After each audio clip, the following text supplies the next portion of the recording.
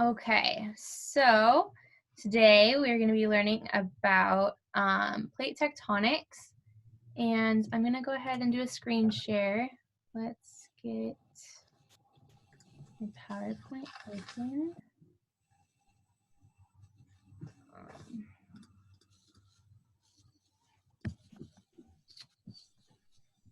Perfect. Okay, go ahead and give me a thumbs up if you can see this. Sweet. Nice thumbs. Okay, so plate tectonics. So we are going to be discussing our learning targets, so that way we know what's our main focus. Continental drift theory. We're going to be doing a fun activity, not necessarily hands-on, but in the virtual world, we're going to be doing hands-on. And then at the end, we're going to do a little bit of an assessment to see how we're doing. So our learning targets for today, we're going to learn the names of major land masses. We're going to explain the theory of continental drift. We're actually going to do an activity that's going to fit the land masses together to form an ancient supercontinent called Pangaea. We probably have learned about Pangaea roughly over in elementary school, but we're going to go on a little bit more broad spectrum, find out who actually had this theory. And then we're going to use several types of evidence, such as fossils, rocks, glaciers, to revise our model of Pangaea that we're going to create. So this is a quote that I found.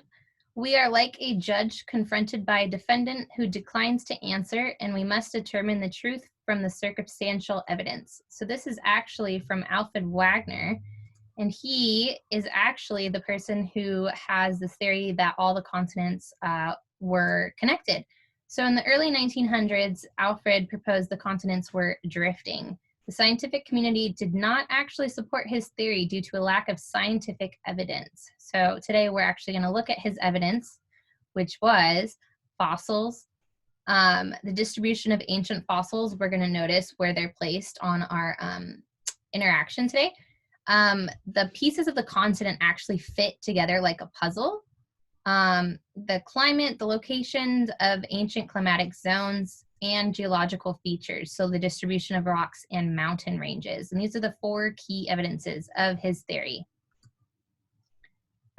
So just a brief little statement real quick. Antarctica is a frozen land, so cold and icy that no trees could actually grow there, which we obviously think of immediately. If you said, oh, there's a tree on Antarctica, you're like, no. Yet scientists have still discovered fossils, remains preserved in rock, of ancient trees in Antarctica. So there were trees at one point. So what was the past climate in Antarctica if tree leaf fossils were found there? So what I'm going to do is allow you to annotate. Let me know if I'm allowing this. So you should be able to annotate and then type in like a text like that. Go ahead and put in your answer of what you think. Let's see. This is probably in the way. Can you guys still see the question with this thing in my way? Oh, okay.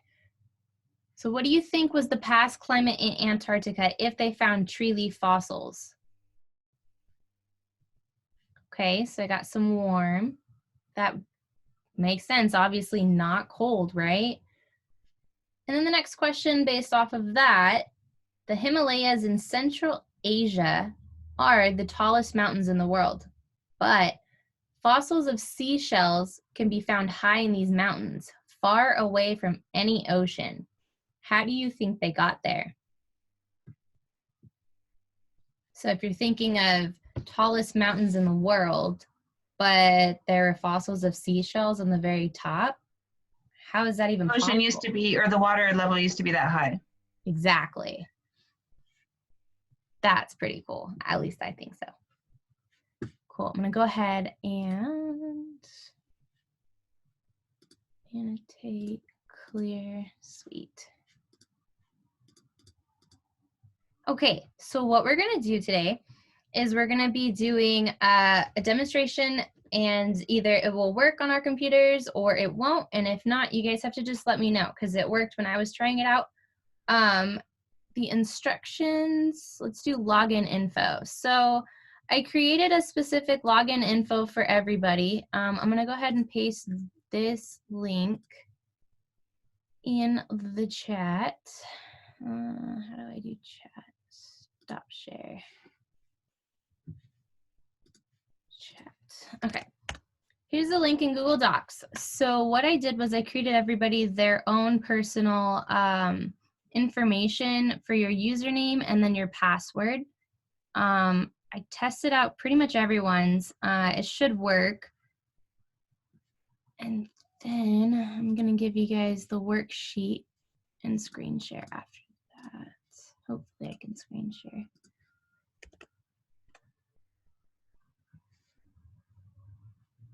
Let me know if you guys are going to have any problems logging in.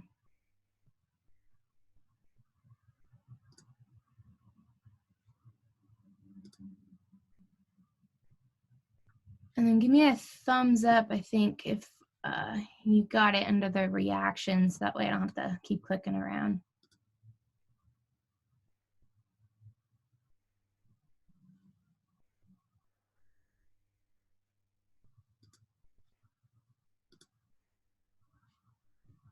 So what are we supposed to do? Where are we supposed to put the login information?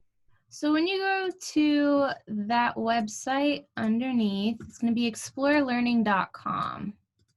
So if you click that link, there's going to be, where's the login? The little person, let me screen share real quick so I can show you. I just don't want to mess up your guys' screens. It always bugs me when teachers screen share.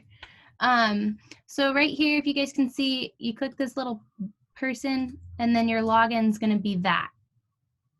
So you're going to go ahead and log in. Mine's already saved. And then you guys should see this building Pangea.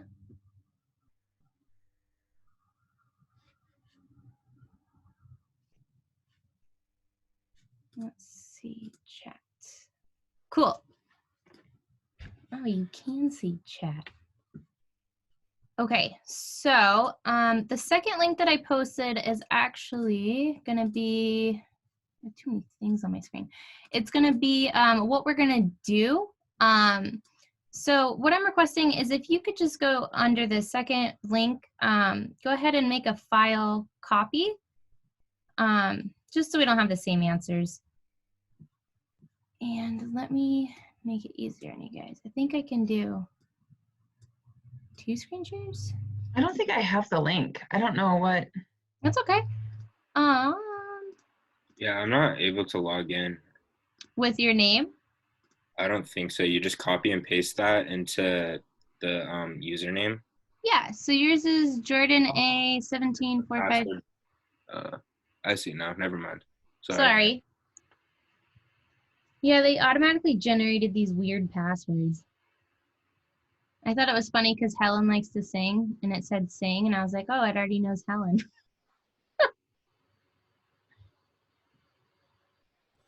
Yeah, I thought you had made that password because that's, I know. Sorry. No, you're good. They just generated, and I was laughing. Okay. Okay, so now that we have the Pangea thing opened, what are we supposed to do? Awesome. So in the chat, I put the second link. And you're going to go ahead and open that Google Doc, and then you're going to go in File, Make a Copy.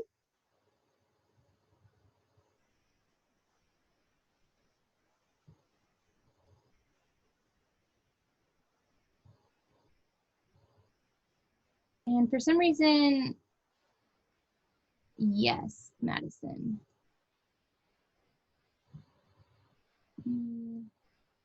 Copy and paste. I got 2 separate links, Madison. Cool. So what we're going to do is file, make a copy, and we're going to follow these steps, creating our own Pangea map. So Madison, I don't think I did have you. Okay, so Madison, on the first link is going to be your username and then your password for this website. So what you're going to do is you're going to click on explorelearning.com, And then on the little person, where is it?